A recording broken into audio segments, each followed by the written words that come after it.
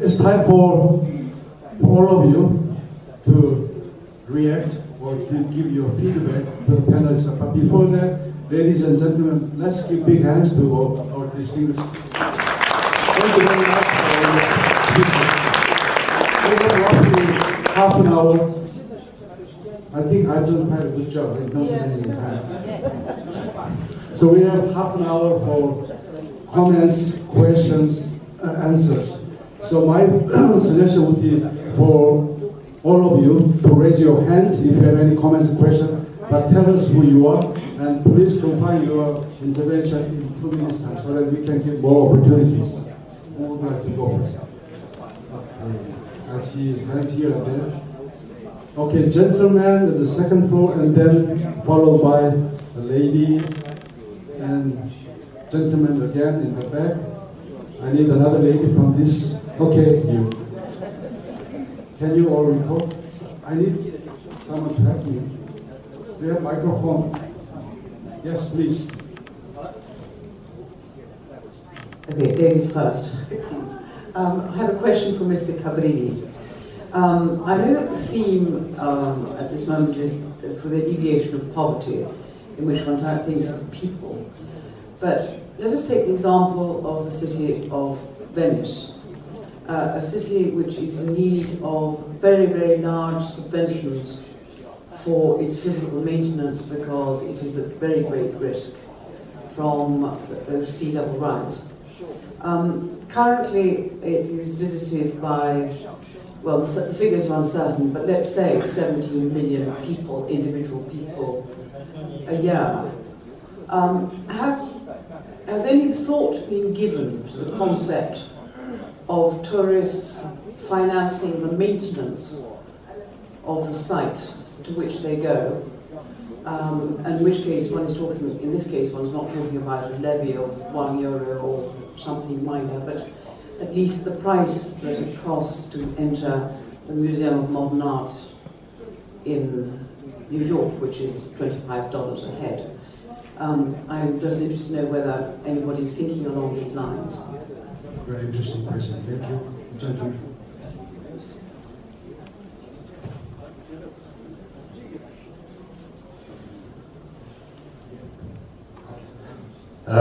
My name is Christian Ast. I'm professor in economics in Brussels and the Rem Conservation Center in Leuven. David Crosby this morning explained very well how creative industry develops and expands through the economy, providing growth and providing welfare. In fact, we realize that this kind of process has happened many times throughout history. The fact that creative industry has been one of the drivers of economic growth through what among economists we call a Schumpeterian process. And my question is this: so today we have this question about this is time for culture being this driver after we had in the past steam, electricity, transportation, information technology, you name that. And there is a condition, I think, to have this successfully enacted. And there is a key word that I've heard about, it's entrepreneurship. Because in the same meaning about Schumpeter, entrepreneurship was the main condition about all this successful creative industry becoming, bringing some growth, development, employment, and so on. So this is my question about entrepreneurship. How can we improve maybe to get successful culture and creative industry through entrepreneurship? Myself, I've been Dean of a business school, so I know that it's important to improve art management, corporate social responsibility, microfinancing in the curriculum and so on. And I would like to have the professional panel. Thank you. So I suppose your question is for all 6 panelists. Including David.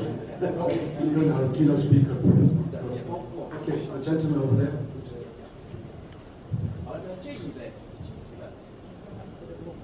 Je m'appelle Albert Dubler, je suis français, I can say it in English. I'm an architect and the president of the International Union of Architects.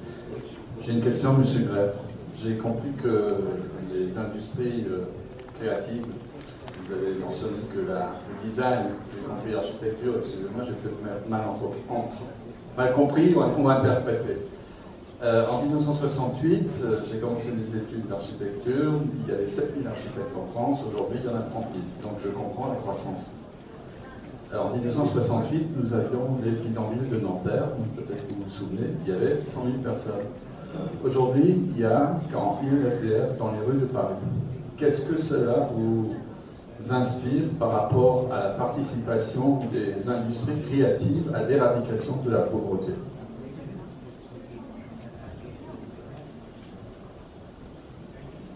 Thank you, lady over there.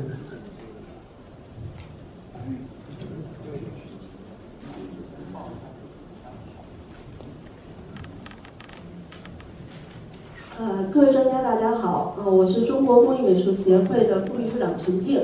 今年呢，我们中国工艺美术协会呢，今年是成为世界手工艺理事会的主席国。那我们的秘书长呢，成为今年的就是世界手工艺理事会 World Craft Council 的主席。那我是因为刚刚听到几位专家的讲述，然后觉得非常有意思。首先从世界手工艺理事会我们大概全世界有70多个会员国家，其中包括有30多个非洲的20几个，将近30个是在亚洲的国家，然后包括欧洲我们有20几个会员，然后拉丁美洲我们大概也有大概十几个国家的会员，还有包括北美，等于这是一个全世界的一个手工艺的网络，所以我们就非常觉得大家的这个演讲对我们这个产业的发展会特别的有意义。那我其实是希望能够邀请，因为刚刚听到这个都灵大学教授沃尔特教授在给我们介绍一些关于手工艺城市的这个发展，这个艺术氛围这方面的资讯，我觉得其实对于很多我们发展中国家，尤其是手工艺产业、文化产业是非常有借鉴意义的。我希望各位专家有机会能够到就包括浙江省我们的龙泉的青瓷，包括东阳的木雕，它有很多的这种产业集群。那现在呢，也是逐步的涌现出了很多的艺术家。我希望包括我们这个在泰国也有这种一村一品的项目。那我是希望能够有这么一个机会，能够邀请大家到中国的这些工艺美术的产业集群去看一下，看看我们究竟能给我们一个什么样的建议，能够推动我们这个产业继续的往前发展。其实我不是问题啦，是一个邀请，希望大家能够为我们这个手工艺产业界做一些你们的努力，谢谢。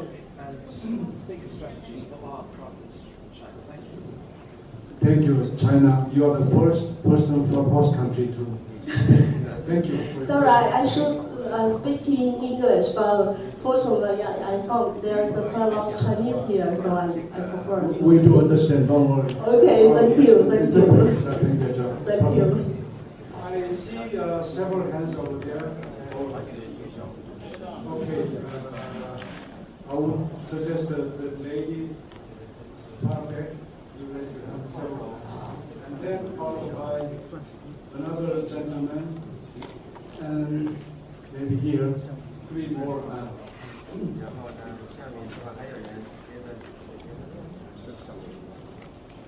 Why don't you bring back the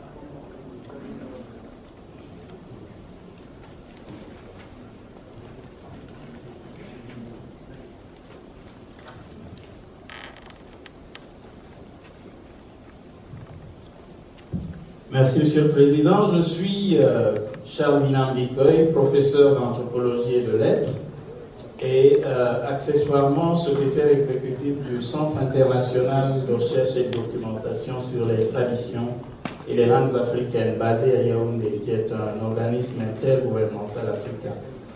Je suis édifié et je félicite très sincèrement et très profondément les différents intervenants qui ont pris la peine de nous donner la substance de leurs pensées tout au long de cette matinée. Je voudrais dire très sincèrement que ce que nous avons entendu, qui met côte à côte des études de cas et des perspectives de réflexion dans le cadre de ce congrès de l'UNESCO, donne à réfléchir à l'Africain que je suis et aux représentants du continent que je suis dans ce congrès. Parce que chacun ne peut évidemment prêcher que pour sa chapelle. Et je voudrais prendre sur moi de prêcher pour la chapelle Afrique. Je voudrais observer que la culture est pouvoir, que la culture est liberté, que la culture est libération, si on veut que la culture soit effectivement clé du développement durable pour les peuples en difficulté de développement. Et je crois qu'il n'y a pas de hasard à ce que notre congrès et les conclusions qui en sortiront se rattachent aux ODM et au post-2015. L'Afrique apparaît dans tous les débats ici comme la dernière route du carrosse encore, qui se raccroche à quelque chose qui se fait, qui est défini ailleurs, dans laquelle elle se rattache sans trop savoir où l'on va et où elle-même veut aller. C'est là l'interpellation fondamentale et je crois fondatrice de réflexion que les Africains que nous sommes ici devraient avoir au sortir du congrès. Je voudrais donc, pour ne pas être long, dire que les questions de masse critique se posent, les questions de formation se posent, les questions de production et de promotion et de distribution se posent pour l'Afrique. Et les masses critiques dont l'Afrique a besoin pour s'attaquer à ces problèmes n'existent pas. Aucun pays africain n'est assez fort aujourd'hui pour développer compétitivement une politique culturelle qui soit gagnante au service du développement et de la lutte contre la pauvreté en Afrique, sauf à faire des petits exercices locaux pour lutter encore et écraser les pauvres dans leur culture en les arrimant à des visions qui sont larges. Conclusion, parce que ça peut se développer pendant des heures. Conclusion, je voudrais suggérer que notre session et notre congrès acceptent qu'une chance soit donnée spécifiquement à l'Afrique au sortir d'ici. Et mon organisation est prête à accueillir dans les mois qui viennent une suite à ce congrès, un mécanisme de suivi à ce congrès, à Yaoundé ou ailleurs, pour que l'Afrique continue la réflexion culture, clé du développement durable, quel impact et quel agenda pour l'Afrique. Je crois que ceci est nécessaire si nous voulons qu'avec l'UNESCO, l'Afrique chemine au même pas que les autres représentants des autres continents et des autres nations de l'humanité. Je vous remercie. Thank you. Your points are well taken. Mr. Park, and then another. Thank you, Chairperson. I'm Song-Yong Park. I'm Assistant Director General for ICCAP, which is UNESCO Category 2 Center, specialized in the safeguarding of intangible cultural heritage. Actually, my question goes to Trevor, actually, WIPO expert. Actually, this intellectual property rights, protecting this right is quite crucially important for the safeguarding intangible cultural heritage as well. In this way, including modern culture and creative industry, actually I got a couple of questions. Actually, this intellectual property rights in the field of culture implies a kind of core of neighboring or relevant UN agency like WIPO and UNESCO. And so I just wonder how you build or how you will build the collaborative mechanism to promote these rights in the field of culture. Another question is about these future prospects in dealing with some bridging the gap between developed and developing countries in relation to traditional knowledge and traditional cultural expressions, as you pointed out. Actually, still we are, worrying.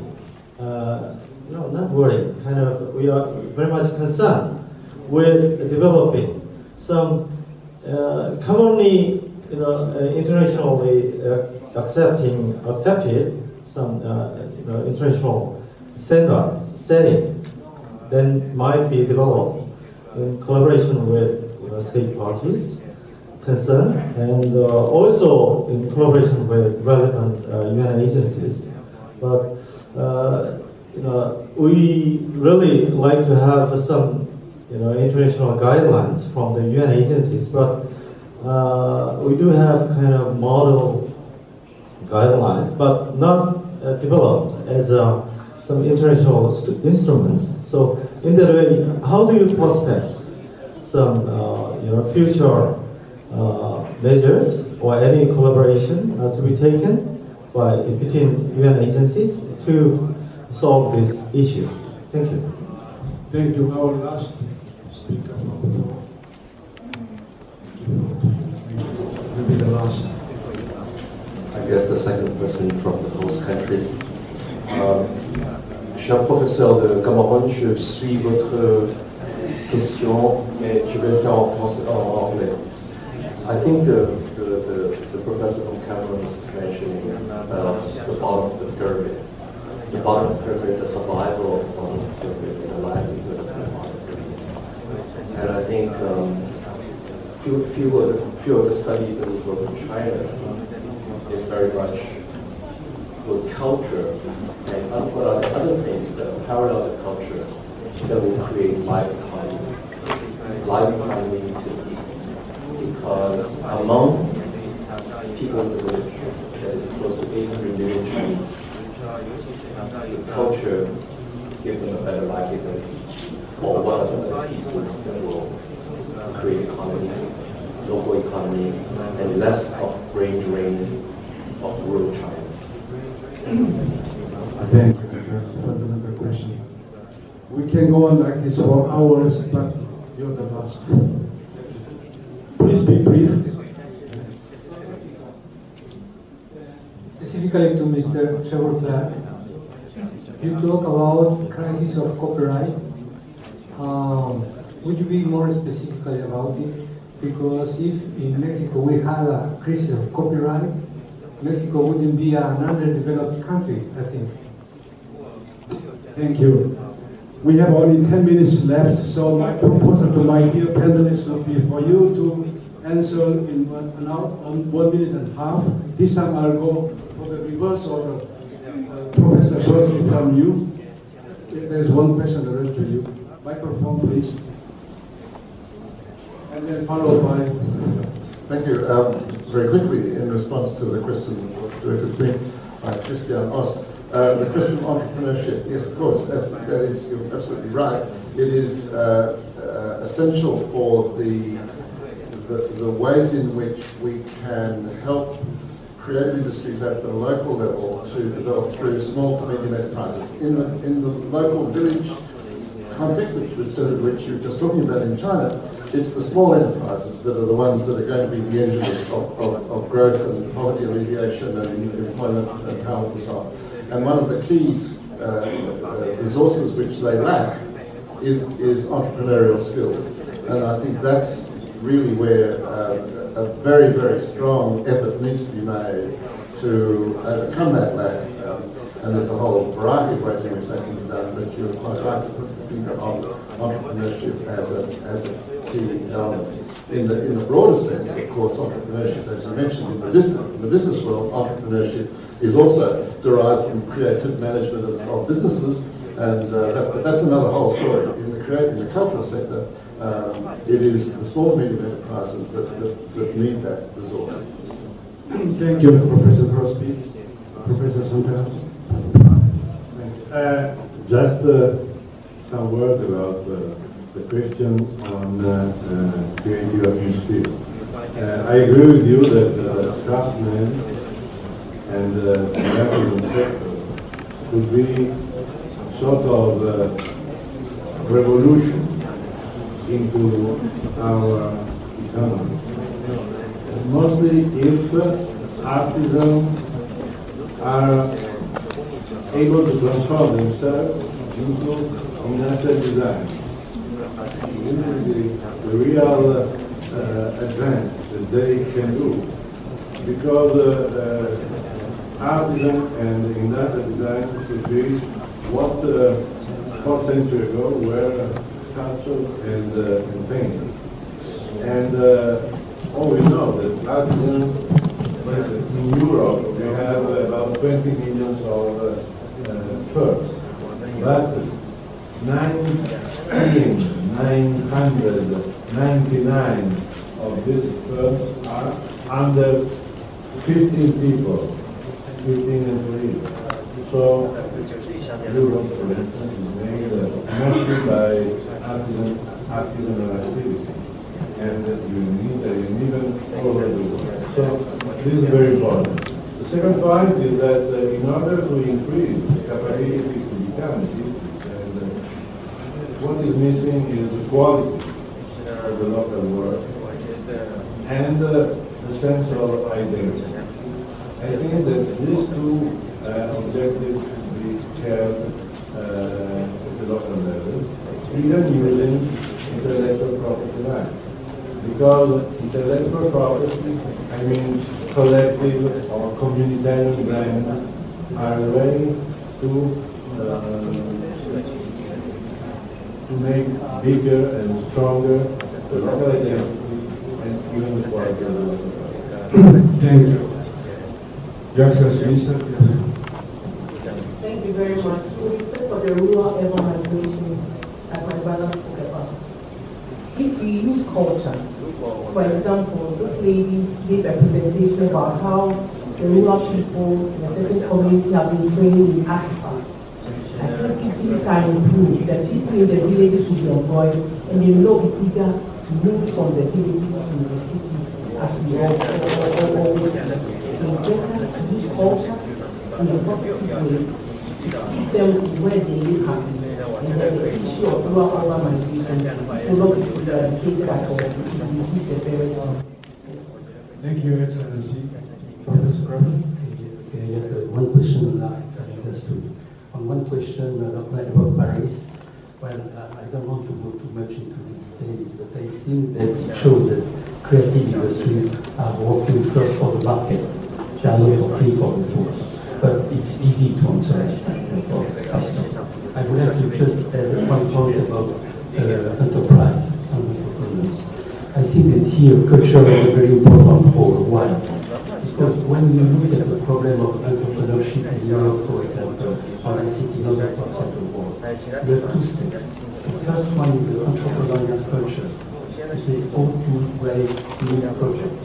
And the second step is enterprise culture, how to manage the things. And about the third step, which is the most important, the need project, the artistic activities are essential because disseminating artistic activities, it is a way to understand how to tackle uncertainty, how to have new projects, how to find a solution for things that have never been solved or for problems that have never been designed before. And then this is very important. I think once more we find and we stress the role of culture as a lever for all of the economy, not only for culture. Thank you, Professor Crowley. Professor Poulvard. Oui, merci beaucoup. Je voudrais revenir sur deux petits aspects. La question qu'a soulevée monsieur en parlant de créer une économie vivante au niveau des villages me paraît extrêmement importante. En tout cas, pour nous, Africains, c'est vraiment un des points qui est à essayer de développer. Donc j'indique quand même qu'une des choses, à mon sens, qui a probablement fait le plus défaut aux Africains, c'est cette gestion de la propriété intellectuelle.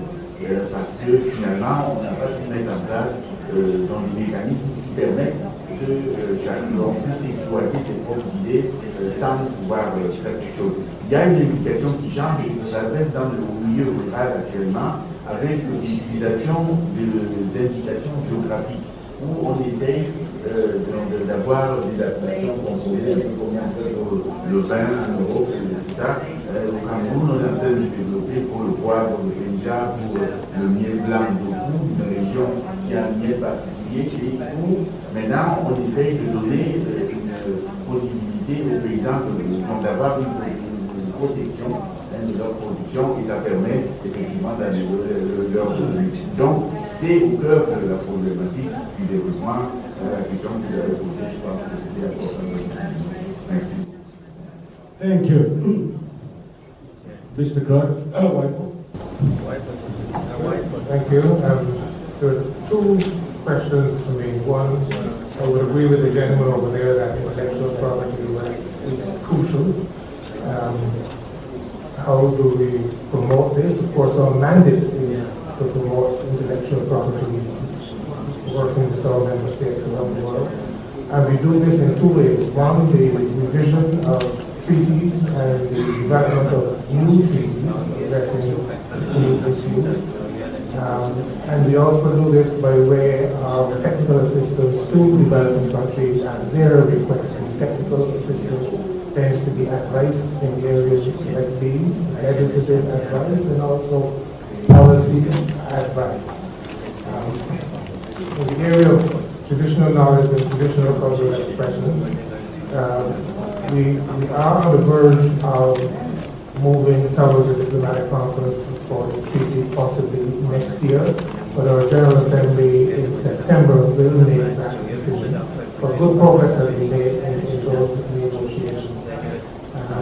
In terms of collaboration with other UN agencies, to my knowledge, 3.5 years in the organization, such collaboration does exist, and I know that in our current medium-term strategic plan document that has been approved by the member states, covering the period 2010 to 2015, it states explicitly that we will cooperate with international agencies, especially UNESCO, in this area of traditional knowledge and traditional cultural expression. The other question from Mexico, I'm not quite clear on it, but you speak about if there was a crisis in copyright, then something would happen in Mexico. But the point that I was addressing, that my Director General has commented on, relates to the impact of new technology on culture, new technology on the creative industries. And as he says, if all cultural output is free, then who will finance culture in the future? And the question really relates to, as I said in my presentation, where the new culture of the internet, which has been propagated as being free, when that not paying, how that is colliding with the old culture, our traditional habits and the cultures, the way of doing things, then we need to address those two issues. And since the internet is international treaties and international dialogue such as this becomes critical to the process of understanding the issues and coming up with the right balance. Thank you. Thank you, Mr. Clark. Lastly, Mr. Kabri from the UNWTO. Thank you. I'd like to address the question of the legal Venice. It's quite controversial, the issue of whether entry fees should be imposed on historical centers or cities, or whether special taxes have to be levied on tourists on projects like Alvin Celebrities or others. Well, in the specific case of Venice, as you know, there is a major complex project on what we call mobile dams, which in fact, if it happens, because still feasibility study will be funded by European Commission and Central But my point is that I would say the whole economy of the city is based on tourism. The local taxes are based on hotels, restoration, sales of handicraft, and so on. So not with direct taxes, but with generations of resources. It's basically most of the income of the city is generated by tourism. So I would argue there is no need to have a special extra tax. In cases that was applied, in the case, for example, of Balearic Islands, it did fire back. It has worked more effectively, sometimes voluntary taxes for special projects on which tourists may contribute rather than, I would say, an obligatory tax to be paid. Last point I'd like to be made out of was Venice is a very special known case. My point is that in many less known areas where conservation is needed, sometimes in tourism is probably the only resources. And tourism is the only reason why a site is being restored, either to be transformed in a visitation site and so on. But again, I think it should not be seen as a direct taxation, but more broadly on the economic revenues it generates, and now then it is applied, of course, also to the environmental needs, special programs. Thank you, Mr. Cabrini. No time for me to conclude. I realize time is already up, but if I may, well, this has a very rich and stimulating discussion. I personally learned quite a lot, and thank you all for your intervention. So, but I'm left to wonder, how can we bring this discourse beyond this room? I mean, how can we reach the larger audience? I think this is the challenge for all of us, because those of us who are in the room, you are already enthusiasts, you are already committed. But we need to talk to the general audience and those who are in charge of resource allocation. So the challenge for all of us is perhaps to document, analyze, and perhaps synthesize these cases from different countries with regard to the relationship between culture and development. With that, I would like to thank the speakers and panelists. Let's give them big hands. Also, I wish to express our sincere thanks on behalf of all the audience to our generous local host, the government of China, the Zhejiang provincial government, and Hangzhou City. We'd like to thank them also. Let's give them big hands. Also, our interpreters who have been very patient. Thank you for listening. Last but not least, let's thank us, all of us, for our patience. And thank you very much.